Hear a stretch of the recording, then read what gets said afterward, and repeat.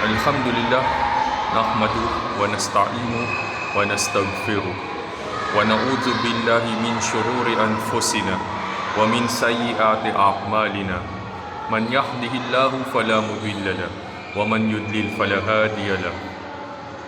Asyhadu an la ilaha illallah wahdahu la syarika lahu, lahul mulku wa lahul hamdu, yuhyi wa yumiit wa huwa ala kulli syai'in qadir.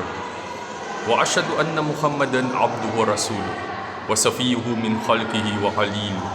Ballagar risalah wa addal amanah wa nasakhal ummah wa jahada fillahi haqqa jihadih hatta atahul yaqin. Allahumma salli wa sallim wa barik ala nabiyyina Muhammad wa ala alihi wa sahbihi ajma'in wa man tabi'ahum bi ihsan ila yaumiddin wa ba'd. Ang lahat ng papuri ay sa Allah. Sinasamba natin siya, hinihingian ng tulong, at hinihingian ng kapatawaran. We seek refuge in Allah from the evil within ourselves and from the evil consequences of our deeds. Whomsoever Allah guides, none can misguide. And whomsoever He allows to go astray, none can guide. Ako ay sumasaksi na walang ibang Diyos na dapat sambahin maliban sa Allah. Sa Kanya ang lahat ng papuri at lahat ng kapangyarihan. Siya ang nagbibigay ng buhay at siya rin ang nagdudulot ng kamatayan.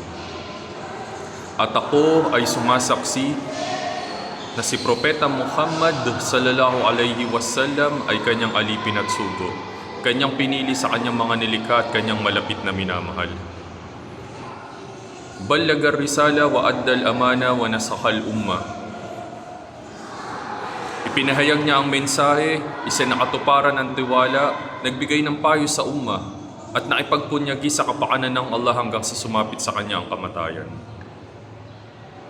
Allah, magpadala po kayo ng mga dalangin, kapayapaan at pagpapala sa Propeta Muhammad, sa kanyang mga pamilya, sa kanyang mga tagasunod, at sa mga taong sumunod sa kanila sa katwiran hanggang sa araw ng paghuhukom.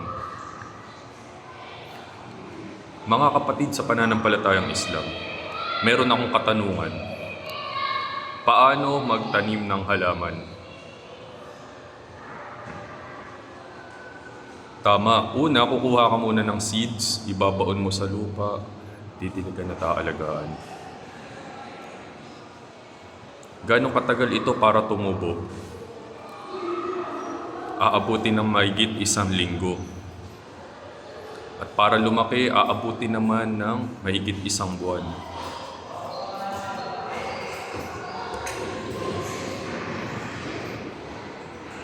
Paano pa kayang puno sa labas? Paano pa kayang puno sa labas? Inabot na ng maraming taon bago lamang nagbunga. Tingnan naman natin ang halimbawa ng isang manok na nangitlog. Ang manok kapag nangitlog, uupuan niya ito upang mainitan at maging sisiw. Gaano katagal para mabiyak or mag-hatch ang itlog? Tama, aabutin ng 21 days. Ano ang punto ng aking mga nabanggit? Ano ang point? Ang halaman at itlog ay parang pagsusumikap na kailangang paglaanan ng oras. Ang halaman at itlog ay parang pagsusumikap na kailangang paglaanan ng oras. Halimbawa, kapag nagbabasa tayo ng English or nagme-memorize ng Quran, parang madali tayong tinatamad. Parang sumusuko na tayo kaagad. Subalit nabanggit sa Quran na kailangan natin magpursige. A'udhu billahi minash shaitanir rajim. Bismillahirrahmanirrahim. Wal asr. Innal insana lafi khusr. Illa alladhina amanu wa amilus salihati wa tawasaw bil haqqi wa tawasaw bis sabr. Sa oras, ang tao ay naliligaw ng landas sapagkat gumagawa ng mga kasalanan. Katotohanan, maliban na lamang sa mga taong nagtataglay ng pananampalataya o iman, sa mga gumagawa ng kabutihan, sa mga nanghihikayat sa katotohanan, at sa mga nanghihikayat sa pagtitiis o pagpupursige. It's important for us to realize that if we would like to be good at something, it would take time. Learning is not an instant process in which exerting an effort once will make a better version of ourselves overnight. Hindi agad nagmamanifest or nagiging clear ang halaga ng pinaghirapan. Hindi agad natin nakikita ang bunga ng pinaghirapan. Parang paglalaro ng basketball. Paano maging mahusay sa basketball? Tama, kailangan mag-practice ka na mag-practice. Hindi isa o dalawang practice lang, gusto mo magaling ka na kaagad. Paano magka-honor? Dapat mag-review ka na mag-review consistent. Malayo pa lang ang exam, nag-aaral ka na ng maigi. Let's all work hard to succeed. Lagi tayo magsumikap. Kaming mga guro, bilib kami sa mga mag-aaral. Nakikitaan namin ang potensyal.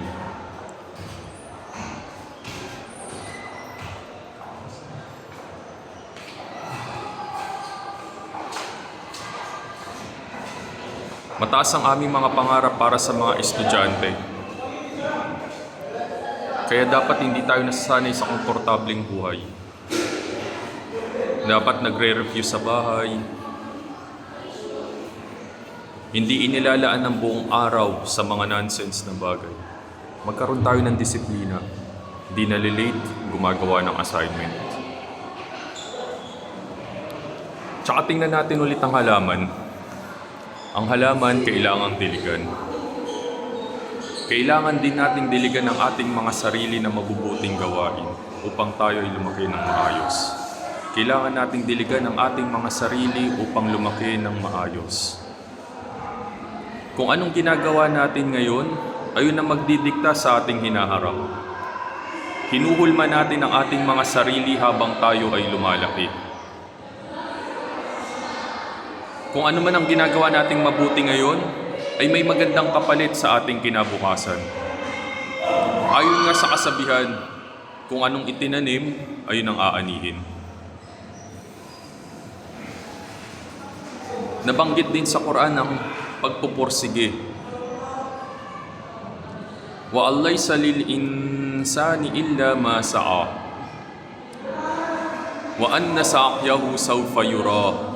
Thumma yujzahu al-jazaa al-awfa.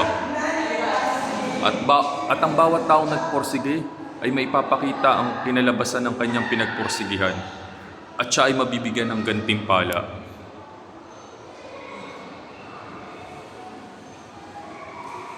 Yung mga tao nagpupursige ay mabibigyan ng gantimpala ng Allah. Kaya tingnan natin ang storya ni Propeta Nuh alayhi salam. Sino si Propeta Nuh? Ano ang kanyang ginawa? Tama, Propeta Nuh, peace be upon him, gumawa ng malaking barko, ark. Para saan ito? Tama, kasi may paparating na malaking baha. Si Propeta Nuh alayhi salam ay nagpursige na ipangaral ang relihiyong Islam hinggil sa kaisahan ng Allah, pag-iwas sa mga kasalanan tulad ng pagsamba sa mga Diyos-Diyosan, at nagbigay siya ng paalala tungkol sa parating na malaking baha bilang kaparusahan. Subalit, pero walang nakikinig sa kanya, walang naniniwala. Sabi sa Surah An-Nabiyah, ang mga tao raw ay nagtatalukbong, nagko-cover ng kumot, ng blanket, para hindi nila marinig si Propeta Nuh alayhi salam. Sapagkat araw-gabi siya ay nagbibigay ng pangaral at inabot ng hundreds of years, centuries, daan-daang taon. Pero wala talaga naniniwala sa kanya. Pero siya, hindi siya pinanghinaan ng loob, hindi siya na-discourage, patuloy-tuloy lang siya sa kanyang misyon. Sa kabila ng kanyang pagpupursige, ano naging gantimpala sa kanya ng Allah subhanahu wa ta'ala? Tama, nakaligtas siya sa baha.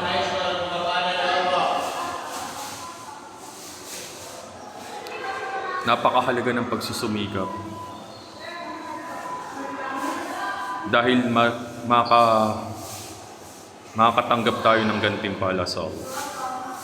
أقول قولي هذا وأستغفر الله لي ولكم ولسائر المسلمين من كل ذنب فاستغفروه إنه هو الغفور الرحيم.